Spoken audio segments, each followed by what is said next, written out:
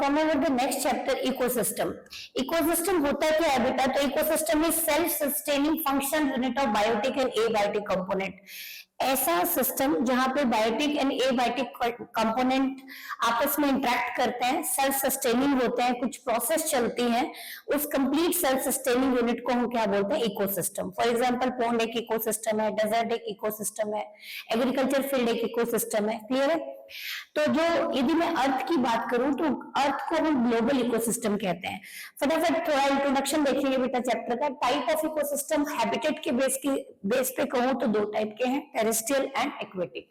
Terrestrial ecosystem में desert, forest, grassland आ जाते हैं। एक्वेटिक की बात करूं तो पॉन्ड, लेक एंड ओशियंस आ जाते हैं। अब आपने पढ़ा कि ecosystem is a self sustaining unit of biotic and abiotic components. Clear है यहाँ तक?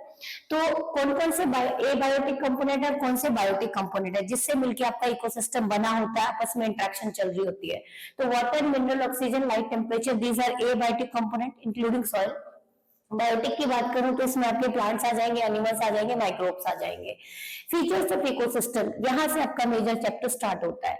किसी भी इकोसिस्टम की बात करूं तो उसके चार फीचर्स होते हैं बेटा। एनसीईआरटी कह रही है चार फीचर्स होते हैं। नंबर 1 स्ट्रक्चरल कंपोनेंट, कि कोई भी इकोसिस्टम है, चाहे वो पॉन्ड है, डेजर्ट है, फॉरेस्ट है, एक्वेरियम है, तो एवरी इकोसिस्टम इधर नेचुरल, मैनमेड, इधर टेरेस्ट्रियल, एक्वेटिक, इधर कंप्लीट और इनकम्प्लीट। तो हर एक इकोसिस्टम में आपको कितने स्ट्रक्चरल कंपोनेंट मिलेंगे? दो, एक बायोटिक कंपोनेंट और एक एबायोटिक कंपोनेंट। सेकंड आ जाता है फंक्शनल कंपोनेंट। यदि मैं किसी भी इकोसिस्टम की बात करूं, सेल्फ सस्टेनिंग यूनिट की बात करूं, तो उसमें चार फंक्शंस चलते हैं बेटा। जिनमें भी ये चारों फंक्शंस चलेंगे उस इकोसिस्टम को कंप्लीट बोलेंगे, और एक भी फंक्शनल कंपोनेंट मिसिंग होगा तो उसको इनकम्प्लीट बोलेंगे। फंक्शनल कंपोनेंट, प्रोडक्टिविटी होनी चाहिए जरूर इकोसिस्टम में, बायोमास प्रोड्यूस होना चाहिए, डिकम्पोजिशन होनी चाहिए, डेड बॉडीज को वापस से ऑर्गेनिक कंटेंट को इनऑर्गेनिक कंटेंट में कन्वर्जन होनी चाहिए डिकम्पोजिशन के थ्रू, एनर्जी फ्लो होनी चाहिए। फॉर एग्जाम्पल प्रोड्यूसर ने बायोमास बनाया तो उसको कौन खाएंगे? हर्बीवोर्स।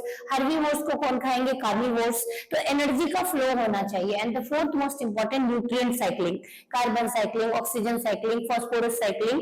तो इस साइकिल के थ्रू जो न्यूट्रिएंट सॉइल में से प्लांट के पास गए हैं, एनिमल्स के पास गए हैं, वापस से उसको कहाँ मिलाना है? हमें सॉइल में, ताकि स्टैंडिंग स्टेट मेंटेन रहे। तो किसी भी इकोसिस्टम में कितने फंक्शनल कंपोनेंट होते हैं? चार बेटा, productivity, decomposition, energy flow and nutrient cycling. Now come over the third feature, that is stratification. ध्यान से सुनना, बहुत ही इंपॉर्टेंट क्वेश्चन है, बहुत बार आया है। स्ट्रेटिफिकेशन इवन 2021 नीट का भी क्वेश्चन है बेटा। Vertical distribution of species and ecosystem. Ecosystem में स्पीसीज कैसे अरेंज होती है? वर्टिकली डिस्ट्रीब्यूट होती है।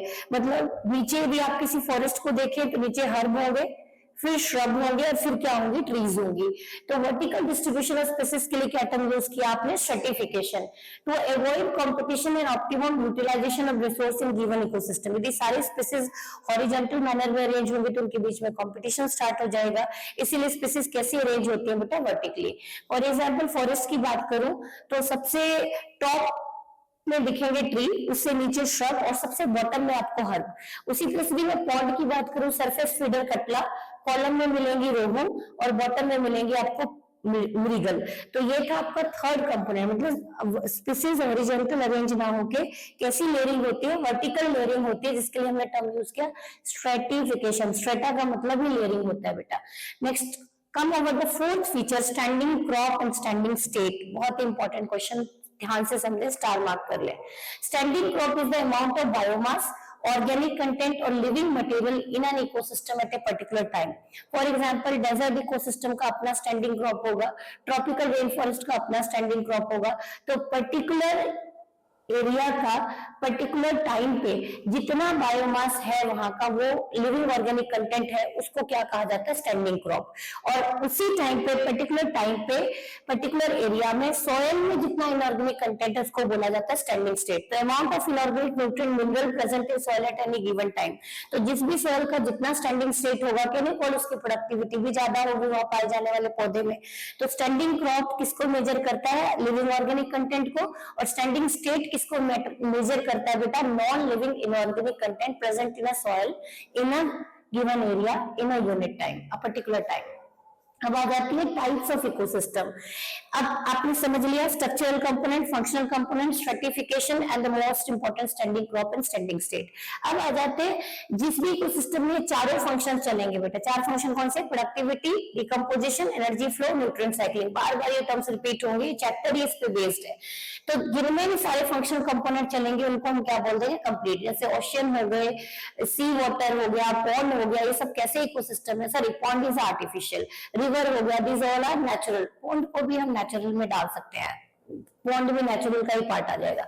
सी is a natural ecosystem, complete ecosystem, सारी प्रोसेस चलती है। लेकिन जब आप बेंथोस में जाएंगे, बहुत डीप जाएंगे, जहां पे लाइट की पेनिट्रेशन नहीं है, वहां पे आपको प्रोड्यूसर्स लैकिंग मिलेंगे। कैन यू कॉल बेंथोस में बिल्कुल बॉटम ऑफ सी बेड में प्रोड्यूसर्स नहीं मिलेंगे, तो वहां प्रोडक्टिविटी नहीं चलेगी। तो मैंने आपको कहा कि सी किसका एग्जांपल है? कंप्लीट इकोसिस्टम का, except benthos where productivity is missing, जहां पे लाइट की पेनिट्रेशन नहीं होती। इनकम्प्लीट इकोसिस्टम कोई ना कोई फंक्शनल कंपोनेंट मिसिंग होगा। जैसे आप देखते हो एक्वेरियम में आपने फिश पाली है, तो वहां पे आपको टाइम टू टाइम खाना डालना पड़ता है, सफाई करनी पड़ती है, ऑक्सीजन पंप चलाना पड़ता है। तो न्यूट्रिएंट साइक्लिंग प्रॉपर नहीं चल रही, प्रॉपर प्रोडक्टिविटी नहीं हो रही, प्रॉपर डिकम्पोजिशन नहीं हो रही, तो कुछ ना कुछ फंक्शनल कंपोनेंट मिसिंग है, तो हम उसको बोलेंगे इनकम्प्लीट इकोसिस्टम। तो एक्वेरियम एंड डीप सी किसके एग्जांपल है? इनकम्प्लीट के।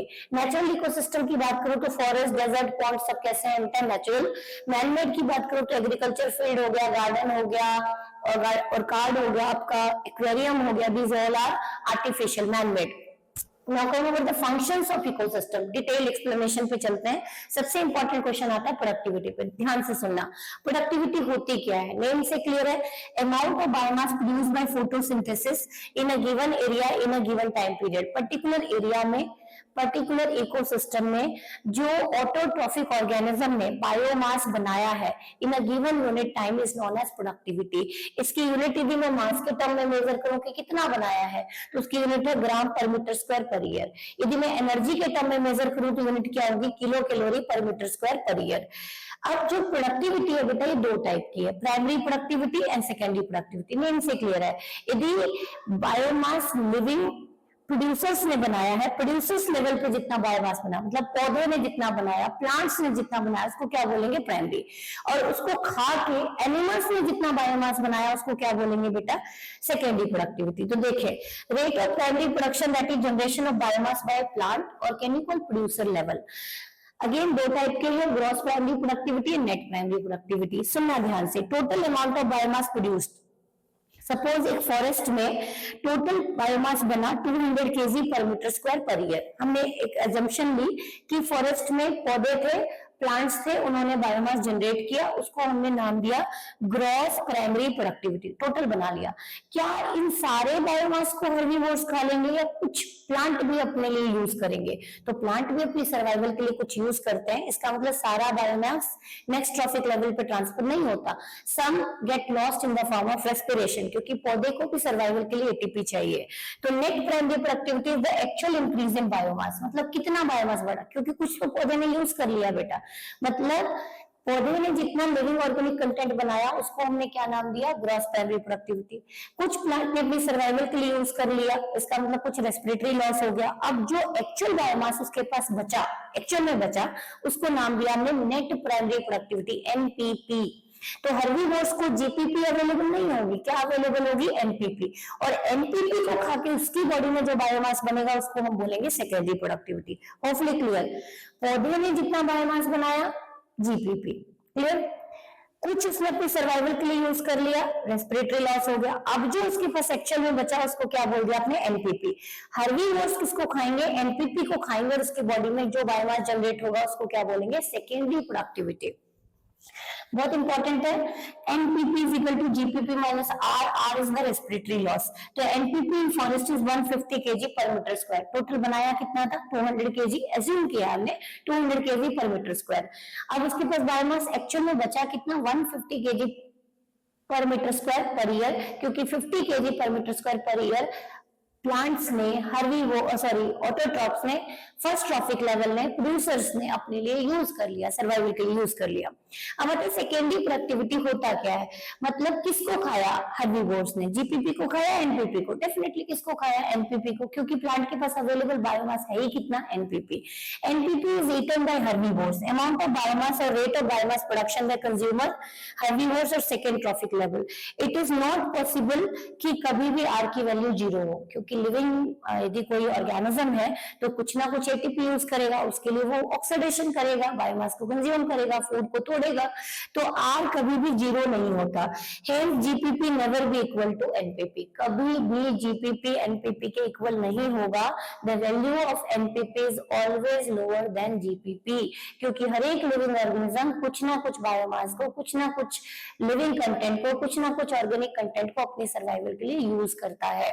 Now come on the primary productivity किसी भी एरिया के, किसी भी इकोसिस्टम के, इधर नेचुरल, आर्टिफिशियल, एक्वेटिक, टेरेस्ट्रियल, किन पे डिपेंड करती है? तो depend over type of plant species. इधर प्लांट C3 और C4 क्लास 11 में पढ़ के आए हैं, आपने पढ़ा भी है C4 की जो फोटोसिंथेटिक एफिशिएंसी होती है वो C3 से ज्यादा होती है, क्योंकि उसमें क्रांज एनाटॉमी होता है और एक वेस्ट प्रोसेस चलती है जिसको हमने फोटो रेस्पिरेशन कहा था, C2 साइकिल कहा था, वो नहीं चलती किन पौधों में, C4 प्लांट्स में, विच beer क्रांज anatomy.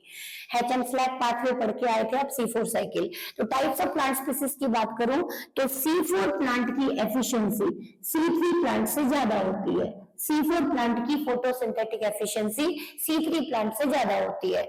Temperature, rainfall, light, soil, इन कंडीशंस पे भी डिपेंड करती है। बहुत ज्यादा टेम्परेचर फ्लक्चुएट हो रहा है, बहुत ज्यादा रेनफॉल फ्लक्चुएट हो रहा है, सॉइल की फर्टिलिटी वेरिएबल है, तो प्रोडक्टिविटी वेरी करेगी। एंड टाइप्स ऑफ इकोसिस्टम, वो इकोसिस्टम है कहाँ, ट्रॉपिक्स में है, टेम्परेट में है, एक्वेटिक में है, टेरेस्ट्रियल में है। तो इन तीन फैक्टर्स पे प्राइमरी प्रोडक्टिविटी डिपेंड करती है। कुछ इंपॉर्टेंट डाटा दिया है बेटा एक पैराग्राफ में, ध्यान से देखें। कहती है एनसीईआरटी कि primary productivity of land always higher than primary productivity of aquatic ecosystem और वाटर। क्यों? क्योंकि वाटर में लाइट लिमिटिंग फैक्टर है, लैंड पे लाइट लिमिटिंग फैक्टर नहीं है। Annual NPP of entire biosphere, data दे रही है बेटा एनसीईआरटी, पूरे बायोस्फीयर की बात करूं तो एनुअल एनपीपी कितनी दे रखी है, 170 बिलियन टन। अब कह रहे हैं कि 170 बिलियन टन का 70% प्रोडक्शन कहाँ हो रही है बेटा, लैंड पे हो रही है। तो आप निकाल लो, 170 बिलियन टन टोटल प्रोडक्शन है, उसका 70% लैंड पे, बचा 30% कहाँ पे, पानी में। तो लैंड पे 70% कितना बच गया बेटा, 115 बिलियन टन। वाटर की बात करूं तो 55 बिलियन टन। अब थोड़ा सा पीवाईक्यू देख लेते हैं, यहाँ से नीट का आपका निकलेगा, इंपॉर्टेंट है। लैंड की बात करो तो रेंज ऑफ प्राइमरी प्रोडक्टिविटी सबसे ज्यादा कहाँ होगी, ट्रॉपिकल फॉरेस्ट में होगी, देन टेम्परेट में होगी, then grassland and alpine forest में होगी, और सबसे लीस्ट होगी डेजर्ट एंड टुंड्रा, जो परमाफ्रॉस्ट एरिया होते हैं, बर्फ से ढके होते हैं, सबसे लीस्ट प्रोडक्टिविटी देखी गई है। वाटर की बात करो तो मैक्सिमम एनपीपी इन कोरल रीफ, कोरल रीफ्स पे सबसे ज्यादा प्रोडक्टिविटी देखी गई है। शेलो वाटर है, वाटर का वहां पे बहुत ज्यादा आप कह सकते हैं फर्टिलिटी है, वहां पे लाइट कभी भी लिमिटिंग नहीं है शेलो वाटर में। तो ऑलवेज एनपीपी मैक्सिमम कहां देखा गया है, एक्वेटिक इकोसिस्टम में कहां देखा गया, कोरल रीफ्स में। एक्सेप्शन की बात करो तो आप लैंड पे देख रहे हैं कि प्रोडक्टिविटी कहां ज्यादा है बेटा, ट्रॉपिकल में एज कंपेयर टू टेम्परेट। लेकिन भी मैं पानी की बात करूं तो टेम्परेट ओशियन में ट्रॉपिकल की कंपैरिजन में ज्यादा प्रोडक्टिविटी है due to thermocline. In artificial ecosystem, last line है पैराग्राफ की, देखें आप, maximum productivity noticed in sugar cane field, क्योंकि शुगर केन जो है, सॉर्गम, शुगर केन, मेस, बाजरा, these all are C4 plant, तो इसकी प्रोडक्टिविटी C3 प्लांट से ज्यादा है, इसलिए शुगर केन फील्ड की प्राइमरी प्रोडक्टिविटी व्हीट फील्ड से ज्यादा होगी। Clear? Now come over the next function of ecosystem. Productivity के बाद नेक्स्ट फंक्शन जो चलता है बेटा इकोसिस्टम में, सेल्फ सस्टेनिंग इकोसिस्टम की बात करूं तो वो है डिकम्पोजिशन। डिकम्पोजिशन को लेमन लैंग्वेज में कहूं तो इट इज अ ब्रेकडाउन, कि जो कॉम्प्लेक्स ऑर्गेनिक मैटर है डेड रिमेन्स ऑफ प्लांट्स और एनिमल्स में, उसको वापस से सिंपल इनऑर्गेनिक सब्सटेंस में कन्वर्ट करना, that process is known as decomposition. तो कॉम्प्लेक्स ऑर्गेनिक मैटर को किसमें कन्वर्ट करने वाले हैं आज हम, सिंपल इनऑर्गेनिक मैटर में। और जो डिकम्पोजिशन की प्रोसेस चलती है वो किस पे चलती है, डेड रिमेन्स पे चलती है, जिसको हम डेट्राइटस कहते हैं। तो dead leaf, dead animals are substrate for decomposition.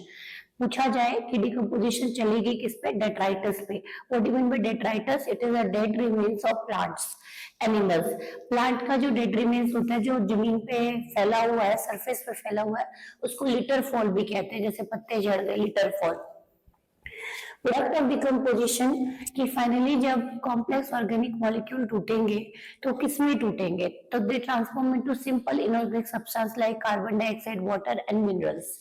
Minerals दोनों हो सकते हैं, डिसॉल्व स्टेट में भी और अनडिसॉल्व स्टेट में भी। अब स्टेप्स इन्वॉल्व एक थोड़ा सा डायग्राम के थ्रू समझना कि टोटल कितने स्टेप्स साइमल्टेनियस डिकम्पोजिशन में चलते हैं कॉम्प्लेक्स को सिंपल में कन्वर्ट करने के लिए। तो यहाँ आपको डेड लीफ नजर आ रही है जिसके ऊपर डेट्रीवोर्स, डेट्रीटिवोर्स वो ऑर्गेनिज्म होते हैं जो डेड रिमेन्स को फेड करते हैं, फॉर एग्जांपल अर्थवॉर्म। तो इस डेट्राइटस को, एक कॉम्प्लेक्स लीफ को, एक बड़े से पत्ते को जो डेड रिमेन्स है उसको वो छोटे छोटे टुकड़ों में तोड़ देगा, जिसको हम बोलते हैं फ्रेगमेंटेशन। तो fragmentation is the first event of decomposition. और ये परफॉर्म कौन करते हैं बेटा? डेट्रीटिवोर्स करते हैं। डेड लीफ को किस में कन्वर्ट कर देते हैं? छोटे छोटे टुकड़ों में, जिसको हम डफ बोलते हैं। Now detritus is transform into डफ। मीनवाइल कुछ न्यूट्रिएंट रिलीज हुए होंगे, वो वाटर के थ्रू, जो सॉल्युबल न्यूट्रिएंट रिलीज हुए होंगे वो वाटर के थ्रू परकुलेट होके सॉइल सरफेस से क्या चले जाते हैं? Down. And these nutrients are unavailable to plant. Soluble थे, बारिश हुई, पानी में बह के परकुलेट होके डाउन सबस्ट्रेटा चले गए, and these nutrient are unavailable to plants. अब आता है कि यदि लीचिंग बहुत ज्यादा हो जाए तो क्या होगा? तो टॉप लेयर इनफर्टाइल हो जाएगी, प्लांट्स के लिए न्यूट्रिएंट अवेलेबल नहीं रहेंगे। तो अब जो डफ है उसको फर्दर ब्रेक डाउन करना है बेटा, तो उसके ऊपर एक्ट करते हैं डिकम्पोजर्स बोलते हो जिसको आप, और वहां पे इवेंट चलती है catabolism. Bacteria and fungi release certain enzyme, they participate in extra cellular digestion, और फर्दर इस डफ को और सिंपलर फॉर्म में तोड़ देते हैं। उस प्रोसेस को बोलते हैं कैटाबोलिज्म। कैटाबोलिक का मतलब ही है बड़ी चीजों को सिंपलर में तोड़ना, या कैटाबोलिज्म का मतलब ही कि जो डफ था, जो फ्रेगमेंटेड डेट्राइटस था, उसको कैटाबोलिक एक्टिविटी के थ्रू बैक्टीरिया फंगस फर्दर उसको तोड़ते जा रहे हैं। अब जो यहाँ पे बन गया, आप देखो कि यहाँ पे और डिकम्पोजिशन हो चुकी है, तो नेक्स्ट इवेंट चलेगी ह्यूमिफिकेशन। ह्यूमिफिकेशन होता है फॉर्मेशन ऑफ ह्यूमस। बहुत इंपॉर्टेंट क्वेश्चन है, can you call this is the critical step of decomposition, क्योंकि यही वो स्टेप है जो टॉप लेयर को फर्टाइल रखती है एंड इट मेक श्योर कि प्लांट को अवेलेबल हो न्यूट्रिएंट। तो सबसे पहले आ जाते हैं ह्यूमस क्या होते हैं। इस पे क्वेश्चन आता है बेटा, humus is black amorphous microbial resistant substance. Microbial resistant substance होते हैं, स्लो डिकम्पोजिशन होता है, कैप टॉप लेयर फर्टाइल। क्यों होती है स्लो डिकम्पोजिशन? क्योंकि इसमें ह्यूमिक एसिड प्रेजेंट होता है which retard the growth of microbes, जिसकी वजह से डिकम्पोजिशन स्लो होगी, अनवांटेड लीचिंग नहीं होगी, एंड टॉप लेयर क्या होगी? फर्टाइल बनी रहेगी। आपने सुना भी होगा कि ह्यूमस का मेन रोल ही फर्टाइल रखना है सॉइल को। तो नाउ कैटाबोलिक एक्टिविटी के बाद ह्यूमिफिकेशन चली और हमें डार्क एमोर्फस सॉलिड मिल गया जिसको हमने बोला ह्यूमस, जो टॉप लेयर को फर्टाइल रखता है, अनवांटेड डिकम्पोजिशन, अनवांटेड कैटाबोलिज्म को प्रिवेंट कराता है, अनवांटेड लीचिंग को भी रोकता है। फर्दर ह्यूमस में धीरे धीरे मिनरल्स रिलीज हो रहे हैं बेटा, मिनरल्स रिलीज हो रहे हैं, उस प्रोसेस को बोलते हैं मिनरलाइजेशन। मिनरल अब रिलीज हो चुके हैं, टॉप लेयर में प्रेजेंट है sodium, potassium, calcium, magnesium, manganese, सारे मिनरल रिलीज हो चुके हैं, और यही मिनरल फिर प्लांट क्या करते हैं? अब्सॉर्ब करते हैं। तो ये स्टेप्स थे। अब आता है फैक्टर्स अफेक्टिंग डिकम्पोजिशन। क्या डिकम्पोजिशन की रेट हर जगह सेम होती है या वो किसके ऊपर डिपेंड करती है? तो सबसे पहला it depends over the chemical quality of detritus, कि जो डेड रिमेन्स है प्लांट एनिमल्स के उसमें है क्या, एक्चुअल में कंपोजिशन क्या है। तो यदि मैं केमिकल नेचर ऑफ डेट्राइटस की बात करूं, लीटर क्वालिटी की बात करूं, तो if it is rich in sugar, nitrogenous compound, then the decomposition rate is fast. और यदि when it is rich in chitin, lignin, these are complex polysaccharide, तो यहाँ पे decomposition क्या होगी बेटा? slow होगी। Again now come over the second factor, temperature. यदि low temperature होगा तो microbial growth को retard कर देते हैं, तो decomposition rate भी क्या होगी? slow होगी। लेकिन high temperature favors the rate of decomposition। aeration की बात करूँ तो decomposition एक एरोबिक प्रोसेस है, मतलब एरोबिक बैक्टीरिया डिकम्पोजिशन करते हैं। तो सॉइल के अंदर सॉइल पार्टिकल्स के इन बिटवीन स्पेस में जितना ऑक्सीजन होगा, जितना एयर होगा, उतनी ही माइक्रोब्स की ग्रोथ होगी, उतना ही डिकम्पोजिशन रेट फास्ट होगा। एक इवेंट सुना होगा आपने एनेरोबायोसिस, कि यदि एनारोबिक कंडीशन क्रिएट हो जाए सॉइल में तो बैक्टीरिया की किलिंग स्टार्ट हो जाएगी एंड डिकम्पोजिशन रिटार्ड हो जाएगी। तो without oxygen organic matter not decompose completely, क्योंकि बैक्टीरिया ग्रोज ही नहीं करेंगे। सॉइल पीएच की बात करूं तो अल्कलाइन पीएच फेवर करते हैं और एसिडिक पीएच रिटार्ड करते हैं माइक्रोबियल ग्रोथ को। तो जितना अल्कलिनिटी होगी सॉइल की, उतना ही माइक्रोब्स की ग्रोथ होगी, उतनी ही डिकम्पोजिशन हाई होगी। Moisture humidity definitely it also govern the growth, more and more growth of fungus, more and more growth of bacteria. तो ह्यूमिडिटी भी एक मेजर फैक्टर है जो डिकम्पोजिशन की रेट को बढ़ाती है। Now come over the third process that is operated in ecosystem is energy flow. पहला पढ़ा हमने प्रोडक्टिविटी, दूसरा डिकम्पोजिशन और तीसरा आ जाते हैं हम अपने एनर्जी फ्लो। यदि मैं आपको सिंपल लैंग्वेज में कहूँ कि जो प्रोडक्टिविटी है वो स्टैंडिंग क्रॉप के लिए रिस्पॉन्सिबल होती है और डिकम्पोजिशन जो है वो स्टैंडिंग स्टेट के लिए रिस्पॉन्सिबल होती है। एनर्जी फ्लो की बात करूँ तो अब तक आप लोअर क्लास में पढ़ते आए हैं कि energy transfer from one trophic level to another through food chain, जो जिसको खा रहा है उससे वो एनर्जी ट्रांसफर होती जा रही है। और 10% एनर्जी फ्लो का लॉ आपने सुना होगा कि एक ट्रॉफिक लेवल से दूसरे ट्रॉफिक लेवल में सिर्फ 10% एनर्जी ट्रांसफर होती है, 90% एनर्जी लॉस्ट डिसिपेट हो जाती है। तो sun is the only source of energy in all ecosystem except deep sea and hydrothermal vent. आपकी एनसीईआरटी कह रही है कि सन ही अल्टीमेट सोर्स ऑफ एनर्जी है सारे के सारे इकोसिस्टम में, टोटल ग्लोबल इकोसिस्टम में, एक्सेप्ट डीप सी बेंथोस में, जहां पे लाइट पेनिट्रेट नहीं कर पाती, परपेचुअल डार्कनेस होती है, तो वहां पे आपको प्रोड्यूसर्स लैकिंग मिलेंगे। इसीलिए मैंने कहा था कि डीप सी की बात करूं तो इट इज इनकम्प्लीट इकोसिस्टम, क्योंकि वहां प्रोडक्टिविटी नहीं चलती। पार की बात करते हैं, फोटोसिंथेटिक एक्टिव रेडिएशन, कि अपने अर्थ पे जो सोलर रेडिएशन आती है बेटा, इंसिडेंट आती है, उसमें से 50% रिफ्लेक्ट बैक हो जाती है। तो अर्थ एटमॉस्फेयर को क्रॉस करके सिर्फ कितनी आई, 50%। सुनना ध्यान से, सन से जो लाइट आई 50% रिफ्लेक्ट बैक हो गई, कितनी परसेंट आई आपके अर्थ पे, 50% आई अंदर इनसाइड द एटमॉस्फेयर। और उस 50% का भी प्लांट कितना यूज करता है, तो 50% ऑफ टोटल सनलाइट आती है, only 2 to 10% of power is captured by plant and photosynthetic bacteria, hence only 1 to 5% of total incident ray। इसलिए आपने यदि कभी फूड चेन में एनर्जी फ्लो बताया हो तो हम ऐसा दिखाते हैं कि पौधे ने सिर्फ कितने परसेंट लिए, 1%, नेक्स्ट ट्रॉफिक लेवल में कितने परसेंट ट्रांसफर करता है, 10% करता है। सुनना ध्यान से, सन से हम दिखाते हैं 1% और आगे each and every trophic level, successive trophic level में हम कितना फ्लो दिखाते हैं, 10% दिखाते हैं। एक जनरलाइज ग्रेजिंग फूड चेन की हम बात करेंगे, एक डायग्राम दिया है। फूड चेन होता क्या है बेटा, तो it is a linear sequence of organism through which nutrient energy pass from one organism to another या pass from one trophic level to another। What do you mean by trophic level? Trophic level होता है position of an organism in a food chain।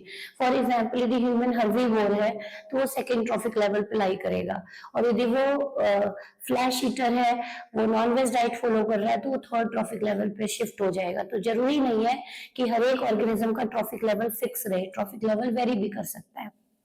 दूसरा point कि nature में food chain जो है वो realistic नहीं होता, क्योंकि किसी भी स्पीसीज का, किसी भी इंडिविजुअल का कॉमन फीडिंग पैटर्न नहीं होता, वो अपने फीड को चेंज करता रहता है।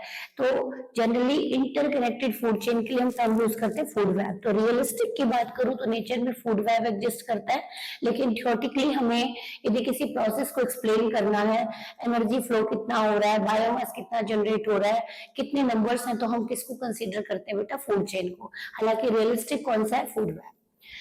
अब आता है length of food chain is limited due to 10% energy. Question भी कई बार आप लोअर क्लास में सुन के आए हैं कि जनरली उस फूड चेन को हम अच्छा मानते हैं जिसमें 2-3 ट्रॉफिक लेवल है, मैक्सिमम 5 तक, उससे ज्यादा नहीं, 4 या 5, उससे ज्यादा ट्रॉफिक लेवल लाई नहीं करते, क्योंकि हर एक ट्रॉफिक लेवल में कितने परसेंट एनर्जी जा रही है, 10%। तो जितना हायर ट्रॉफिक लेवल पे ऑर्गेनिज्म होगा उसको लिमिटेड अमाउंट ऑफ एनर्जी मिलेगी, and that energy is not sufficient for their survival. Clear, तो लिमिटेड होती है। अब आता है कि जो फूड चेन है ये 2 टाइप की है बेटा, एक ग्रेजिंग फूड चेन, एक डेट्राइटस फूड चेन। सुनना बहुत इंपॉर्टेंट है। जो ग्रेजिंग फूड चेन है वो प्लांट से स्टार्ट होती है। किससे स्टार्ट होती है, प्लांट से। ग्रास से, ट्री से, एल्गी से, किसी से भी स्टार्ट हो सकती है। It operated in terrestrial as well as aquatic ecosystem. लेकिन जो डेट्राइटस फूड चेन है, it start from detritus, dead remain से स्टार्ट होती है। डेड रिमेन्स को कौन खा रहा है, वहां से स्टार्ट होती है, मतलब खा जो रहा है वो सेकेंड ट्रॉफिक लेवल पे आएगा। It start from detritus. PYQ and it का ध्यान से सुनना कि DFC start from detritus, that means first trophic level आप किसको दोगे, डेट्राइटस को दोगे, डेड रिमेन्स को दोगे। सेकेंड ट्रॉफिक लेवल किसको दोगे, डेट्रिटिवोर्स को दोगे, दैट इज अर्थवॉर्म को दोगे। Ultimate energy come from sun, यहाँ पे अल्टीमेट एनर्जी कहां से आई है, सन से आई है। लेकिन यहाँ पे एनर्जी कम फ्रॉम डेट्राइटस और ऑर्गेनिक मैटर, जो भी ऑर्गेनिक मैटर प्रेजेंट है उस डेड रिमेन्स में, वहां से मिली है। Occurs in both terrestrial and aquatic ecosystem, GFC भी चलती है, डीएफसी भी चलती है। लेकिन लैंड की बात करूं तो वहां ज्यादा जीएफसी चलती है। क्वेश्चन भी आया था। इन एक्वेटिक इकोसिस्टम की बात करूं तो in aquatic ecosystem GFC is more than DFC, in terrestrial ecosystem DFC is more than GFC। अब आती है बात कि जीएफसी ने एक्वेटिक इकोसिस्टम एक मतलब ग्रेजिंग फूड चेन बनाया मैंने कि एक्वेटिक इकोसिस्टम का भी आ जाता है, टेरेस्ट्रियल का भी आ जाता है। Phytoplankton to zooplankton, then small fish, then to large fish. DFC का एक एग्जांपल पूछ लिया जाए तो फॉलन लीफ को कौन खाता है, अर्थवर्म। अर्थवर्म को कौन खाती है, ब्लैकबर्ड। ब्लैकबर्ड को कौन खाती है, हॉक। तो कई बार DFC is connected to GFC at certain trophic level. जैसे आप देखते हैं कि अर्थवर्म को कोई और भी खा सकता है, ब्लैकबर्ड को भी कोई और खा सकता है। तो जो डीएफसी है it is connected to GFC at certain level, कुछ लेवल पे कनेक्ट है। नेक्स्ट आ जाते हैं न्यूट्रिएंट साइक्लिंग। ये आपके सिलेबस से डिडक्ट हो चुका है, बस थोड़ा सा आइडिया दे देती हूँ। Refers to movement of nutrient and other elements between biotic and abiotic factor. जो न्यूट्रिएंट मूव कर रहे हैं बायोटिक टू एबायोटिक, उस जो मूवमेंट हो रही है, जो चीज जहां आई है वापस से वही आएगी। तो इसमें 3 इवेंट चलते हैं बेटा, input, processing and then output. जो चीज जहां गई है वही लौट के आएगी। तो movement of nutrient energy between different component of biotic and abiotic component of ecosystem, उसको हम न्यूट्रिएंट साइकिल बोलते हैं, बायोजियोकेमिकल साइकिल बोलते हैं। For example carbon cycle, phosphorus cycle, sulphur cycle, water cycle, nitrogen cycle, these all are biochemical cycle. Now come the most important question जो आपका 5 mark का भी अकाउंट हो सकता है, दैट इज इकोलॉजिकल पिरामिड्स। इसको ध्यान से समझ लें, इस टॉपिक को 5 मार्क के अकॉर्डिंग ही मैंने कराया है यहाँ पे। Pictorial, it is known as Eltonian pyramid. Eltonian में सबसे पहले जो फूड चेन आप पढ़ रहे हैं उसको ग्राफिक के फॉर्म में, उसको पिरामिड के फॉर्म में, उनको पिक्टोरियल फॉर्म दिया और नाम दे दिया इकोलॉजिकल पिरामिड। पिक्टोरियल और graphical representation of distribution of biomass, number, energy with in an ecosystem. किसी भी इकोसिस्टम में नंबर, बायोमास, एनर्जी कितनी है, किसी भी इकोसिस्टम में पर्टिकुलर फूड चेन में पर्टिकुलर ट्रॉफिक लेवल पे उसका बायोमास क्या है, उसके नंबर कितने हैं, उसमें एनर्जी कितनी है, उसको कैसा फॉर्म दे दिया बेटा, पिक्चर का फॉर्म दे दिया, ग्राफ का फॉर्म दे दिया, उसको नाम दे दिया इकोलॉजिकल पिरामिड। 3 पिरामिड हम पढ़ेंगे। Number 1 pyramid of energy. कौन सा, पिरामिड ऑफ एनर्जी। आप देखें, ग्रास को खाया ग्रास होपर ने, फ्रॉग ने एंड अल्टीमेट स्नेक ने। This is simple food chain, लेकिन उसने लीनियर ना बना के क्या बना दिया बेटा, ग्राफिकल और पिक्टोरियल फॉर्म बना दिया। फर्स्ट ट्रॉफिक लेवल पे आएंगे primary producer, second trophic level पे primary consumer, third trophic level पे secondary consumer and fourth trophic level पे टर्शरी कंज्यूमर। अब देखो, ग्रास के पास सपोज एनर्जी है 10,000, तो ग्रास होपर के पास कितनी गई 1000 जूल, फ्रॉग के पास कितनी गई 100 जूल, स्नेक के पास कितनी गई 10 जूल। आप पढ़ चुके हैं 10% एनर्जी फ्लो लॉ, जो प्रपोज किया था लिंडमैन ने। लिंडमैन कहते हैं कि एवरी सक्सेसिव ट्रॉफिक लेवल से 10% एनर्जी जाएगी। तो ये जो पिरामिड बन रहा है ये ऑलवेज कैसा बन रहा है, upright, there is no exception. मतलब एनर्जी का पिरामिड चाहे वो एक्वेटिक में चले, टेरेस्ट्रियल में चले, वो हर जगह अपराइट होने वाली है बेटा। सेकेंड आता है पिरामिड ऑफ बायोमास। होता क्या है बायोमास, पर्टिकुलर ट्रॉफिक लेवल पे जितना भी लिविंग ऑर्गेनिक कंटेंट है उसको हम बोलते हैं biomass. Amount of living organic matter measured in term of fresh और ड्राई वेट। देखना ध्यान से, यहाँ पे 3 पिरामिड बनाए हैं मैंने बेटा बायोमास में। एक ग्रासलैंड का लिया है मैंने, कंसीडर किया है केस, दूसरा फॉरेस्ट का और तीसरा एक्वेटिक इकोसिस्टम का। ध्यान से देखें, सबसे पहले ग्रासलैंड में आ जाते हैं। ग्रासलैंड की बात करूं तो प्राइमरी प्रोड्यूसर कौन होंगे, ग्रास होंगे। मतलब बेस पे ऑलवेज कौन आएगा, प्राइमरी प्रोड्यूसर। ऑटोट्रॉप्स आएंगे, प्लांट्स आएंगे, और टॉप पे कौन आएंगे, टर्शरी कंज्यूमर, और you can call top carnivore. Question भी पूछ सकते हैं। बेस पे कौन आएंगे? ऑलवेज प्राइमरी प्रोड्यूसर, और टॉप पे कौन आएंगे? टर्शरी कंज्यूमर और टॉप कार्निवोर। तो ग्रास को किसने खाया? रैबिट ने, फॉक्स ने, लॉयन ने। यदि मैं इसका बायोमास की बात करूं तो ग्रासेस का बायोमास है 1000 केजी, रैबिट का 100 केजी, फॉक्स का है 10 केजी, लॉयन का है 1 केजी। बायोमास की बात हो रही है। फ्रेश वेट ले सकते हैं या ड्राई वेट, एश कंटेंट जिसको आप बोलते हो। तो आप देख रहे हो कि कैसा बन रहा है पिरामिड। ग्रासलैंड की बात करूं तो कैसा बन रहा है? अपराइट। उसी तरह से फॉरेस्ट इकोसिस्टम की बात करें तो ट्री, बर्ड, किसका बायोमास ज्यादा होगा? ट्री का एज कम्पेयर टू बर्ड। तो अगेन शेप कैसी आ गई? अपराइट। लेकिन वहीं पे हम एक्वेटिक इकोसिस्टम की बात करें तो प्राइमरी प्रोड्यूसर कौन है बेटा? फाइटोप्लैंक्टन्स। उसको कौन खाते हैं? ज़ूप्लैंक्टन। ज़ूप्लैंक्टन को कौन खाते हैं? Small fish. तो आप देख रहे हैं कि यहाँ पे जो प्राइमरी प्रोड्यूसर है उसका बायोमास जस्ट 4 ग्राम, प्राइमरी कंज्यूमर का 8 ग्राम, सेकेंडरी कंज्यूमर का 12 ग्राम। तो यहाँ पे जो शेप बनी है पिरामिड ऑफ बायोमास की इन एक्वेटिक इकोसिस्टम की, कैसी बनी है? इन्वर्टेड। बहुत बार क्वेश्चन पूछा गया है कि एक्वेटिक इकोसिस्टम में शेप क्या बनेगी पिरामिड की? पिरामिड ऑफ बायोमास की। तो कैसी शेप बन रही है? Inverted. Now come over pyramid of number. ये अगेन किसको रिप्रेजेंट कर रहा है? नंबर्स को रिप्रेजेंट कर रहा है each and every traffic level पे। ग्रासलैंड की बात करूं, फॉरेस्ट एंड एक्वेटिक साइमल्टेनियस। देखें, ग्रास प्राइमरी प्रोड्यूसर है, प्राइमरी कंज्यूमर हॉपर है, grass hopper, secondary consumer frog है। तो नंबर किसके ज्यादा होंगे बेटा? ग्रासेस के। फिर उसको खाने वाले हॉपर्स के नंबर कंपैरेटिवली लेस होंगे, उसको खाने वाले फ्रॉग के और कंपैरेटिवली लेस होंगे। तो कैसा पिरामिड बन गया? अपराइट। फॉरेस्ट की बात करूं तो एक ट्री के ऊपर मेनी बर्ड सर्वाइव कर रही है। तो यहाँ पे ट्री के नंबर कम है, बर्ड्स के नंबर ज्यादा है। तो कैसा बनेगा? इन्वर्टेड। यहीं पे मैं पैरासिटिक ले लूं कि ट्री एंड देन आपका क्या आ गया बेटा? बर्ड्स, और बर्ड्स के ऊपर पैरासाइट। तो अगेन बहुत ही बड़ा इन्वर्टेड बन जाएगा क्योंकि पैरासाइट्स और मिलियन बिलियंस में होंगे। तो इन्वर्टेड बना है। एक्वेटिक इकोसिस्टम की बात करूं, फाइटोप्लैंक्टन्स के नंबर बहुत प्लेंटी में है, देन जो plankton comparatively less, then small fish comparatively less. तो शेप कैसी बनी? अपराइट बनी। तो अब क्वेश्चन आता है कि किस केस में इन्वर्टेड बनती है? तो pyramid of biomass in aquatic कैसा बनता है? Inverted. And pyramid of number in forest ecosystem भी कैसा बनता है? इन्वर्टेड। ये पूछा जाता है बेटा। लिमिटेशंस की बात करूं तो इस पिरामिड की क्या लिमिटेशंस नजर आ रही है? एक तो लिमिटेशन नजर आ रही है कि इन्होंने सिर्फ किसको कंसीडर किया है? फूड चेन को। और दूसरा, हर एक ट्रॉफिक लेवल पे एक ही ऑर्गेनिज्म लिया है। लेकिन ऐसा नहीं होता। जैसे क्रो है, ह्यूमन बीइंग है, ये ओमनीवोर्स है, ये अपने ट्रॉफिक लेवल को चेंज करते रहते हैं। लेकिन जो एल्टोरियन थे, इन्होंने एक ट्रॉफिक लेवल पे एक ही ऑर्गेनिज्म को कंसीडर किया। It drawn only for GFC, not for DFC. हालांकि आप पढ़ रहे हैं कि डीएफसी के थ्रू भी मेजर एनर्जी फ्लो होता है, लेकिन इन्होंने कंसीडर नहीं किया। Food chain never be realistic as it is based on food chain, not on food web. जो ये पिरामिड्स हैं वो फूड चेन पे बेस्ड है, और आपको पता है फूड चेन रियलिस्टिक नहीं होते। One organism can occupy more than one trophic level. Double counting can occur, हो सकती है यहाँ पे डबल काउंटिंग हो गई हो, या मतलब वेरिएबल है जिस चीज को इन्होंने कंसीडर नहीं किया। तो this is the completion of whole chapter ecosystem. Thank you so much.